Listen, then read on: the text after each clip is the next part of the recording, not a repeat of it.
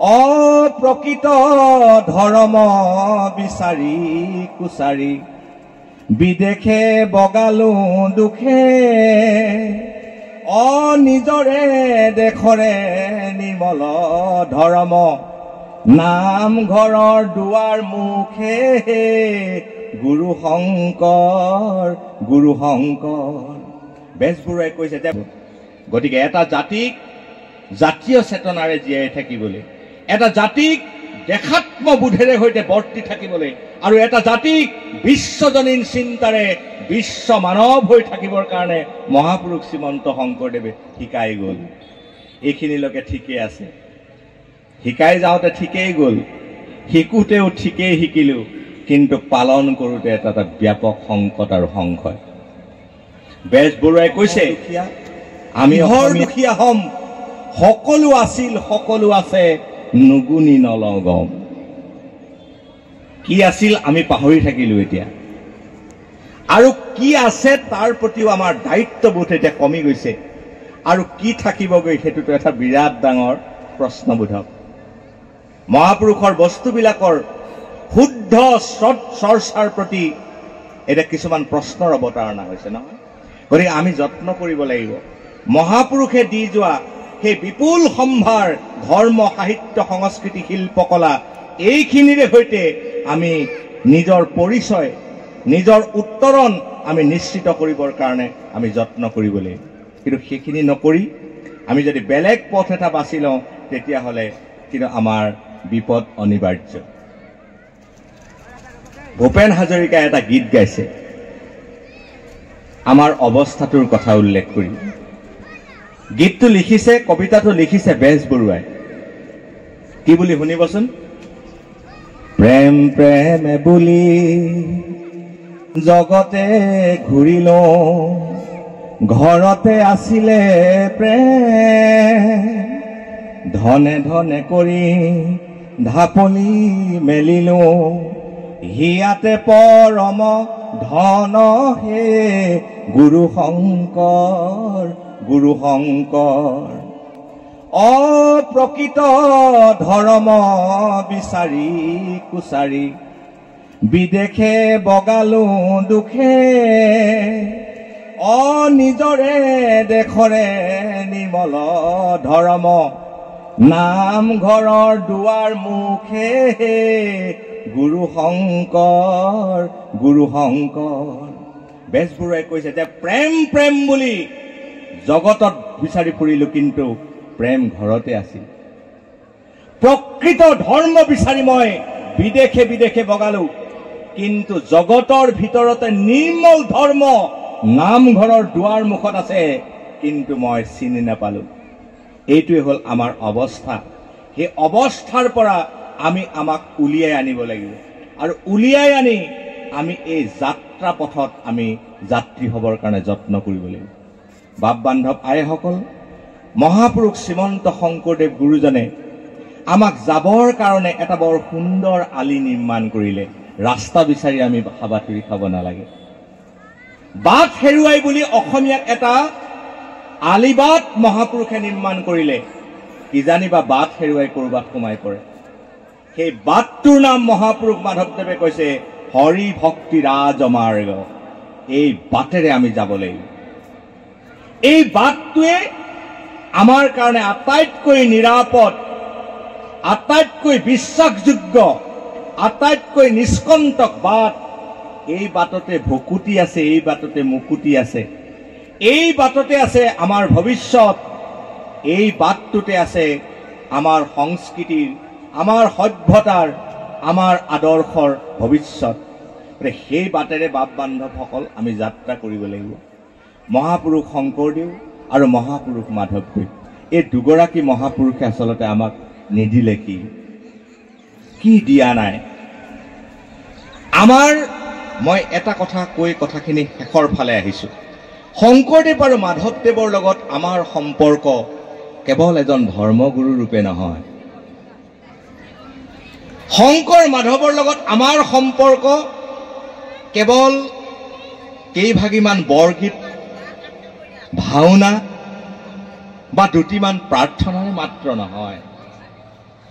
শংকৰ মাধৱৰ লগত আমাৰ সম্পৰ্ক জনমৰ, আমাৰ সম্পৰ্ক মৰণৰ, আমাৰ সম্পৰ্ক উত্তৰণৰ। অসমীয়াৰ জনমৰ লগত সম্পৰ্ক, মৰণৰ লগত সম্পৰ্ক আৰু উত্তৰণৰ লগত সম্পৰ্ক শংকৰ আৰু মাধৱৰ।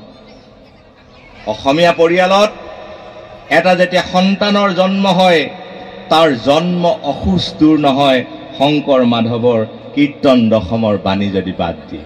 পাৰিব নেকি? আপোনাৰ ঘৰলৈ যদি এটা নৱজাতকৰ জন্ম হয়, তাৰ সংস্কাৰ সম্ভৱ নেকি কীৰ্তন আৰু দশম নামঘোষাক একাষৰীয়া কৰিলে? সম্ভৱ নে? আজি ৰাতিপুৱা আপোনালোকে নামগৃহত সোমাইছিল নে বাৰু? ঘৰত সোমালে নাই? ঘৰত নিশ্চয় সোমাইছে আপোনালোকে। ঈশ্বৰৰ লগত কাৰ ভাষাৰে কথা পাতে? গুৰুগৃহত সোমাই আপুনি কাৰ ভাষাৰে ভগৱানৰ লগত কথা পাতিলে? সেই ভাষা নামঘোষাৰ ভাষা। নামঘোষাক আপুনি একাষৰীয়া কৰি দিয়ক, ভগৱানৰ লগত কথা পাতিবলৈ আপোনাৰ একো ভাষা নাথাকিব। আপোনাক কিবা লাগে নামঘোষাৰ পৰা ক'ব লাগে, নালাগে নামঘোষাৰ পৰা, নমস্কাৰ কৰিব লাগে নামঘোষাৰ পৰা, শৰণ ল'ব লাগে নামঘোষাৰ পৰা, ভজন ল'ব লাগে নামঘোষাৰ পৰা, উপদেশ দিব লাগে নামঘোষাৰ পৰা, হয়নে?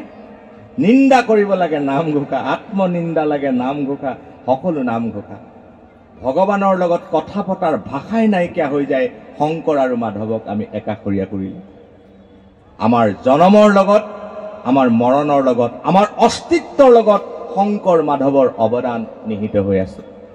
বাপ বান্ধৱ আইসকল, আটাইতকৈ আমি এটা গুৰুত্ব দিব লাগে আমাৰ বংশধৰসকলৰ মনৰ কোঠালিৰ মাজলৈ মহাপুৰুষৰ এই প্ৰেৰণা ভৰা কথাবোৰ লৈ যাবৰ কাৰণে।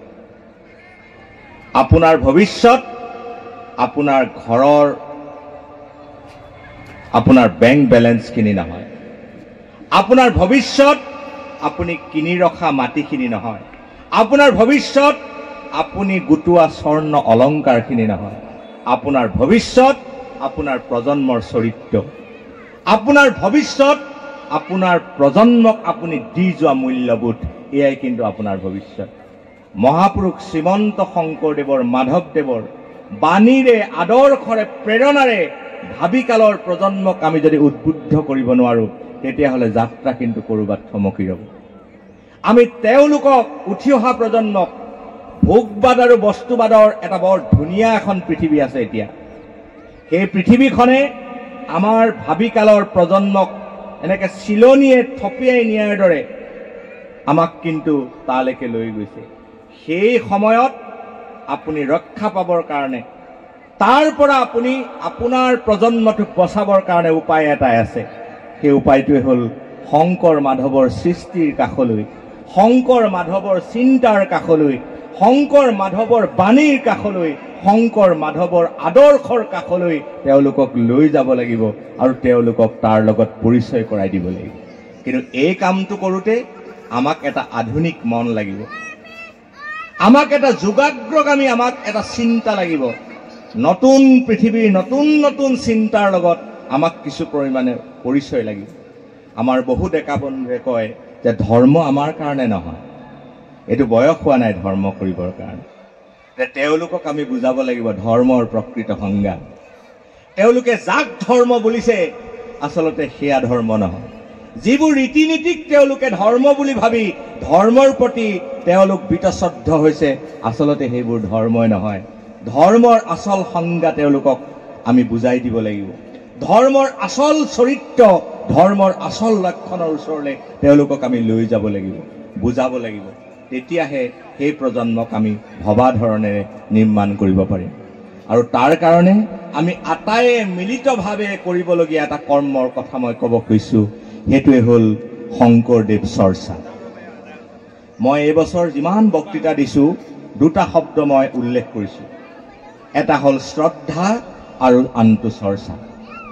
আমাৰ সমাজত দুটা দলত মানুহ আছে, এচামৰ শ্ৰদ্ধা আছে কিন্তু চৰ্চা নাই, এচামৰ চৰ্চা আছে কিন্তু শ্ৰদ্ধা নাই। শ্ৰদ্ধাবিহীন চৰ্চা, ইয়াৰ উত্তৰবিহীন অংক। একেদৰে চৰ্চা নাই, কেৱল শ্ৰদ্ধা, তেনেকৈও কিন্তু আমি বেছি দূৰলৈকে যাব নোৱাৰিম। গতিকে শ্ৰদ্ধা আৰু চৰ্চা গভীৰভাৱে শংকৰদেৱ মাধৱদেৱক আমি শ্ৰদ্ধা কৰিম আৰু একেলগে চৰ্চা কৰিম। বৰগীতৰ প্ৰতি আমাৰ শ্ৰদ্ধা থাকিব, একেলগে কিন্তু বৰগীত আমি চৰ্চা কৰিম। কীৰ্তন দশমৰ প্ৰতি আমাৰ শ্ৰদ্ধা থাকিব, একেলগে কিন্তু কীৰ্তন দশম আমি পঢ়িম। এই বোধ, এই সংকল্পৰে আমি আগবাঢ়ি গ'লে আমাৰ সমাজ সুন্দৰ হ'ব, জাতি সুন্দৰ হ'ব, আমাৰ ভৱিষ্যত প্ৰজন্ম আমাৰ সুন্দৰ হ'ব।